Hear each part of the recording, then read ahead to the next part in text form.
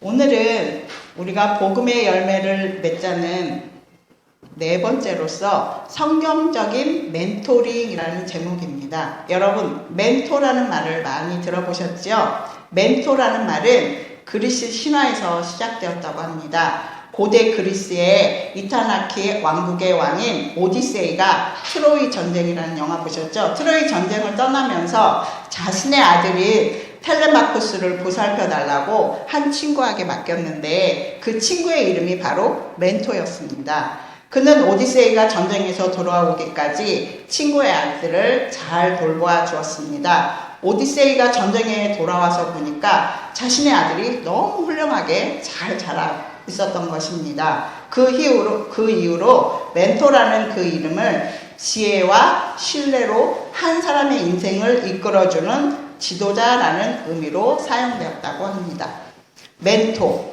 멘토링 누구입니까? 멘토는 스승, 지도자, 양육자를 말합니다. 성경에 보면 위대한 멘토가 많이 있었습니다. 여호수아의 멘토는 모세였죠. 엘리사의 멘토는 엘리야였고 디모데의 멘토는 바울이었습니다. 멘토가 스승이라고 한다면 멘토리는 바로 제자가 가르치는 것이겠죠. 또 지도를 받는 사람, 양육을 받는 사람, 가르침을 받는 사람 다 우리한테 해당하는 것입니다. 멘토와 멘토리는 똑같은 말입니다. 왜냐하면 모든 사람이 죽는 날까지 배워야 하기 때문입니다. 그래서 나를 가르치는 멘토가 필요하고 또 나는 그분의 멘토리가 되어야 합니다. 성경은 멘토와 멘토리가 되어야 할 이유에 대해서 이렇게 말씀하고 있습니다. 에베소서 4장 23절 말씀에 우리가 다 하나님을 아들을 믿는 것과 아는 일에 하나가 되어 온전한 사람을 이루어 그리스도의 장성한 분량이 충만한 데까지 이르르니 라고 말씀하고 있어요. 그러면 멘토링이란 또 무엇을 의미하는지 알아보겠습니다. 멘토링이란 양육 행위를 가리키는 말입니다. 멘토링은 교회 사역에서 가장 중요한 행위입니다. 방금 여러분이 하신 성경 공부도 목사님이 멘토가 되시고 우리가 멘토링이 되어서 한 것이죠. 예수님은 제자들에게 당신의 사역을 위임하셨는데 그 사역이 멘토링이었습니다. 요한복음 21장 15절에서 17절 말씀에 그들이 조반을 먹은 후에 예수께서 시몬 베드로에게 이르시되 요한의 아들 시몬아 내가 이 사람들보다 나를 더 사랑하냐 하시니 이르되 주님 그러하니이다. 내가 주님을 사랑하는 줄 주님께서 아시나이다. 이르시되 내 어린 양을 먹이라 하시고 또 두 번째도 이르시되 요한의 아들 시몬아 내가 나를 사랑하느냐 하시니 이르되 주님 그러하니이다. 내가 주님을 사랑하는 줄을 주님께서 아시나이다. 이르시되 내 양을 치라 하시고 세 번째 또 이르시되 요한의 아들 시몬아 내가 나를 사랑하느냐 하시니 주께서 세 번째 내가 나를 사랑하느냐 하심으로 베드로가 근심하여 이르되 주님 모든 것을 아시오매 내가 주님을 사랑하는 줄을 주님께 아시나이다. 예수님께서 이렇게 내 양을 먹이라 이렇게 말씀하셨습니다. 부모가 자녀에게 가장 중요한 이유가 바로 무엇입니까? 그것은 자녀에게 가장 중요한 멘토링이 부모이기 때문입니다. 바울은 이것에 대해서 이렇게 말씀하고 있어요. 디모데전서 4장 6절 말씀에 내가 이것을 형제로 깨우치면 그리스도 예수의 좋은 일꾼이 되어 믿음의 말씀과 내가 따르는 좋은 교훈으로 양육을 받으리라. 바울도 디모데를 양육했다는 말씀입니다. 두 번째로 성경적인 멘토링에는 기능들이 있어요. 그 기능들의 첫 번째는 양육자로서의 기능인데요. 양육자에게는 바로 피양육자를 만나서 양육하는 것입니다. 바울은 제자들을 정기적으로 또 비정기적으로 만날 때마다 가르쳤다고 성경에 말씀하고 있습니다. 말씀으로 가르치고 바울은 또한 삶으로 가르쳤습니다. 사도행전 19장 9절 말씀에 바울이 그들을 떠나 제자들을 따로 세우고 두란노 서원에서 날마다 강론하니 강론은 그냥 이렇게 오늘처럼 한 게 아니에요. 빡세게 했다는 얘기입니다.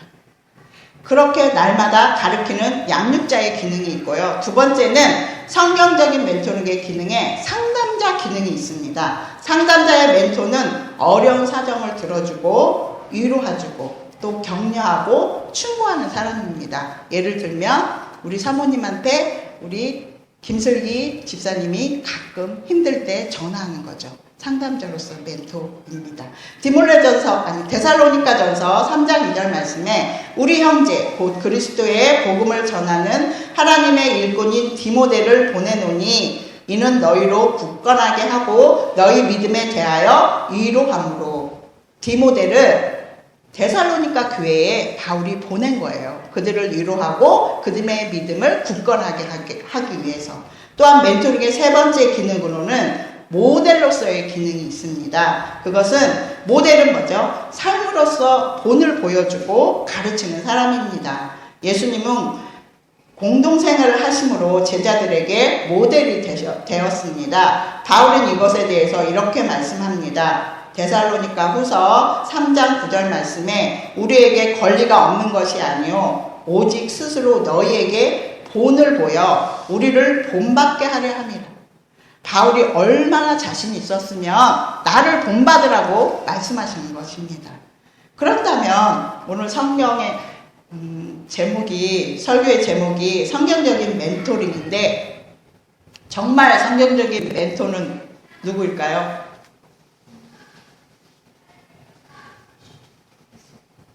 네, 윤 집사님은 성경 공부 되게 많이 하셨다고 저한테 그랬거든요. 바로 예수님이십니다. 영적 지도자, 바로 영적인 멘토링은 우리 예수님이세요. 오늘 말씀에 오늘 길게 읽었지만 요한복음 10장 9절에 내가 문이니 누구든지 나로 말미암아 들어가면 구원을 받고 또는 들어가며 나가며 꼴을 얻으리라 말씀합니다. 예수님한테 들어가고 나와야 우리가 꼴을 얻고 복도 받는다는 거예요. 아까 우리 영접하는 자, 그 이름을 믿는 자들에게는 하나님의 자녀가 되는 권세를 주신다고 할 때도 마찬가지였잖아요. 우리 마음을 열고 주님을 받아들일 때 우리가 하나님의 자녀가 된다고 그랬고, 또 요한계시록에서 말씀하실 때도 내가 문 밖에 서서 두드리노니 문을 열면 그게 다 영접하는 거거든요. 그런 것처럼 예수님을 아는 데서 그치는 게 아니라 슬기 집사님하고 저하고 아까 되게 찔렸는데 귀신보다 우리가 믿음이 없는 게 아닌가 혹시. 왜냐하면 귀신은 예수님을 하나님의 아들인 거를 단번에 알았어요. 성경에 보면. 근데 제자들도 몰랐고 유대인들도 몰랐고 거기 율법학사 사두개인 바리새인들은 구약을 다 통틀어 아는 사람들이거든요. 근데 예수님이 하나님 아들인 거 몰랐어요. 제자들도 몰랐어요. 제자들이 언제 알았냐면 예수님이 승천하고 마가의 다락방에서 성령 충만함을 받고 나서야 그 3년 동안 동거동락하면서 가르치신 거를 그때 깨달았고 그때 성령이 임해서 복음을 증거했어요. 그 전까지는 예수님이 죽었다가 살아나셨거든요. 그래서 제자들한테 보여줬어요. 근데 요한복음에 보면 그래도 두려워하여 문을 닫고 자기들끼리 이렇게 숨어 있었어요. 그 정도로 몰랐던 거죠. 근데 오늘 말씀에 우리가 마음의 문을 열면 예수님이 우리를 영접해 주시고 하나님의 자녀가 되는 권세를 주신다는 것입니다. 그랬습니다. 예수님을 아는 데서 그치는 것이 아니라 예수님을 경험한 사람이에요. 그러니까 바람도 얘기했지만 경험을 해봐요. 내가 바람을 맞았는지 안 맞았는지 알 수가 있는 것처럼 예수님을 아는 데서 그치는 것이 아니라 예수님을 경험한 사람이어야 합니다. 여러분이 예수님을 닮는 멘토링이 되어야 한다는 말씀입니다. 오늘 본문에 요한복음 10장 3절 말씀에 문지기는 그를 위하여 문을 열고 양은 그 음성을 듣나니 그가 자기의 양의 이름을 각각 불러내어 인도하여 내느니라. 여러분 전도를 하면 다 교회에 오지 않아요. 절대로 오지 않아요. 왜냐하면 그들은 예수님이 예정한 사람이 아니기 때문에 안 올 수도 있고 때가 안 됐기 때문에 안 올 수도 있거든요. 그런데 오늘 보니까 음성을 듣는 사람은 자기 이름을 각각 불러내어 인도해 내신다고 말씀하고 있어요. 목자가 양의 이름을 불러내어 양을 인도할 수 있다고 말씀한 것입니다. 하나님 앞에서 멘토의 이름을 부르는 것은 멘토링의 중요한 요소입니다. 한 사람 한 사람을 위하여 기도하는 멘토가 예수님을 닮은 멘토입니다. 전 교회에 부목사님으로 계시다가 지금은 그곳에 담임 목사로 계시게 되었던 분이 성도들의 이름을 한 번 들으면 다 기억하는 거예요. 그러니까 부목사로 계실 때 성경 공부를 하고 거기서 그냥 이제 저는 김슬기입니다. 저는 김수현입니다. 뭐 이렇게 얘기를 하고 그분이 다른 교회를 가셨어요. 그리고 몇 년 있다가 담임 목사로 우리 교회에 오신 거예요. 근데 지나가다가 어머 김수현 집사님 하음이 잘 커요? 이런 거예요. 그러니까 이 집사님이 너무 놀란 거예요. 왜냐하면 자기 교구도 아니고 담임 목사님도 아니고 그냥 성경 공부 조그마한 것에서 그냥 자기 이름, 가족, 아까 뭐 이렇게 우리가 주소 적은 것처럼 그렇게 얘기를 했는데 저분이 내 이름을 안다는 게 이분이 너무 충격이 컸던 거예요. 그래서 그분이 삶이 완전 바뀌었어요. 아, 목사님이 나한테 관심을 갖는구나. 이거를 이분은 하나님이 나한테 관심을 갖는다라고 받아들이고 안 믿던 남편을 위해서 맨날 남편 직장까지 자기가 운전을 해서 데려다 주는 거예요. 그리고 자기 삶이 바뀐 거예요. 내가 하나님이 나를 진짜 사랑하고 목사님도 나를 사랑하는구나. 그러고는 맨 1년을 그렇게 봉사하니까 남편이 감동을 받아가지고 다음에 교회 등록하면서 간증을 했던 기억이 납니다.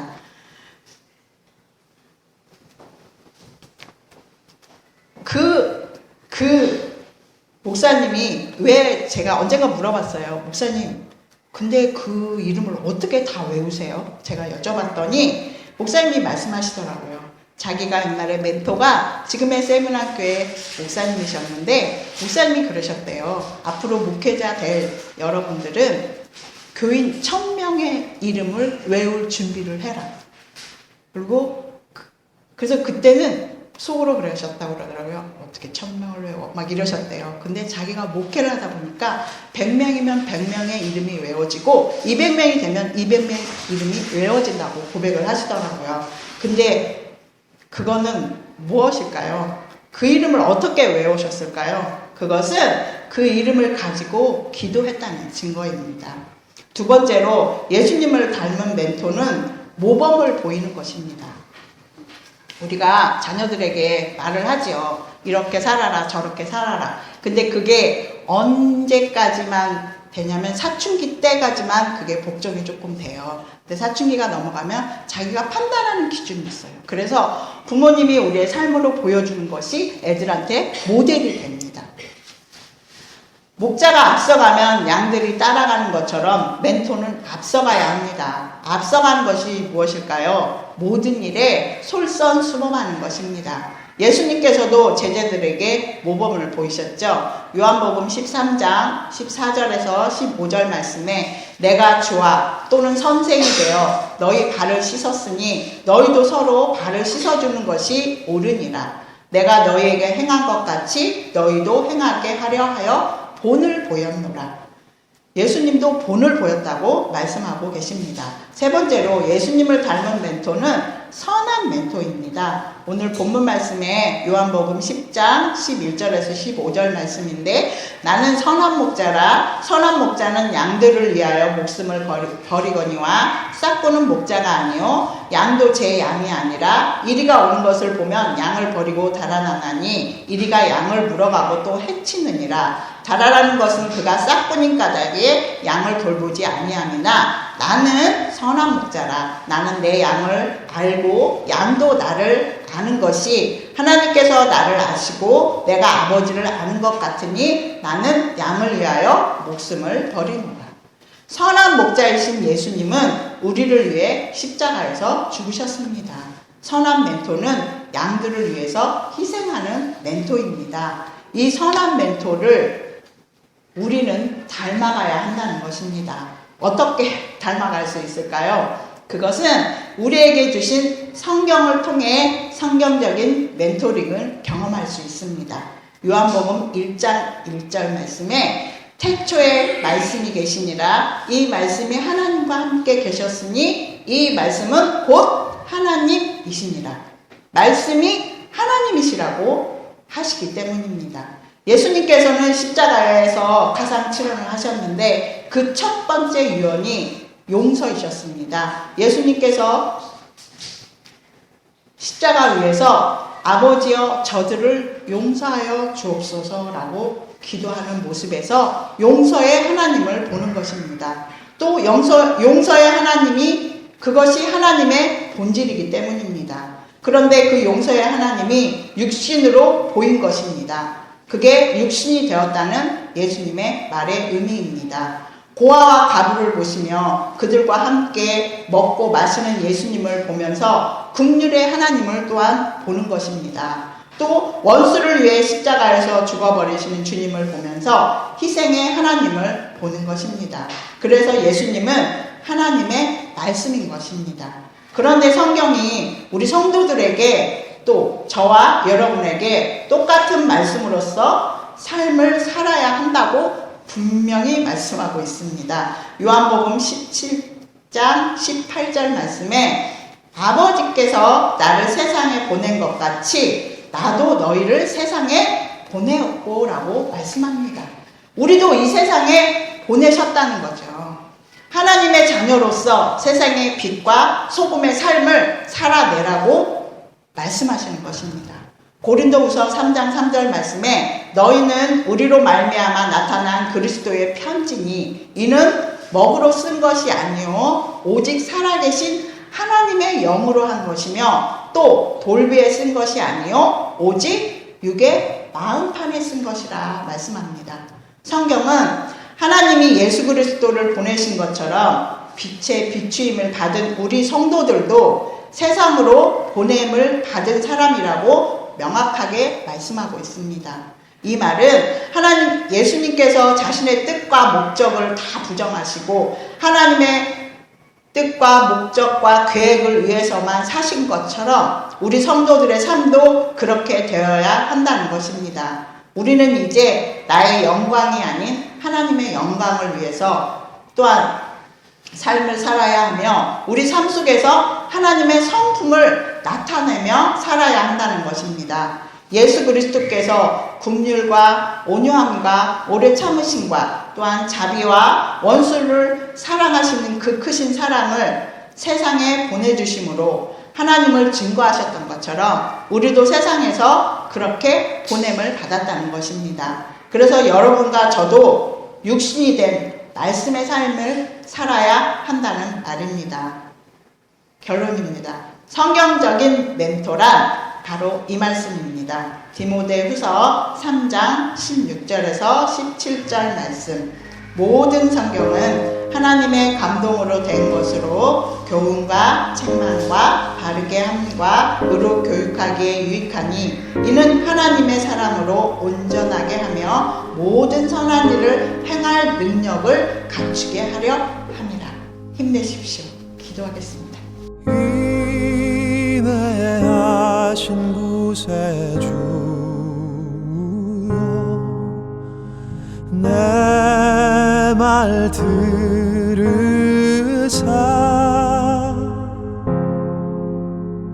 죄인 오라 하실 때에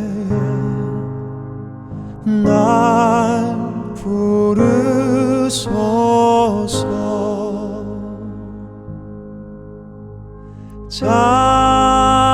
자비하신 보좌 앞에 꿇어 엎드려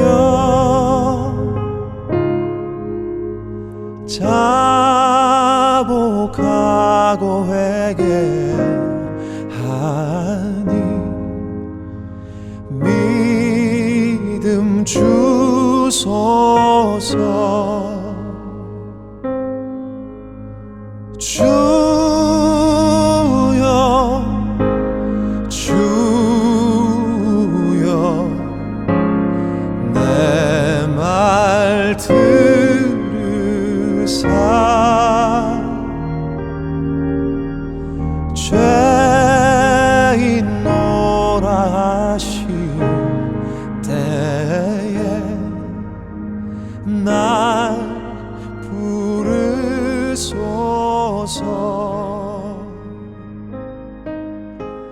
주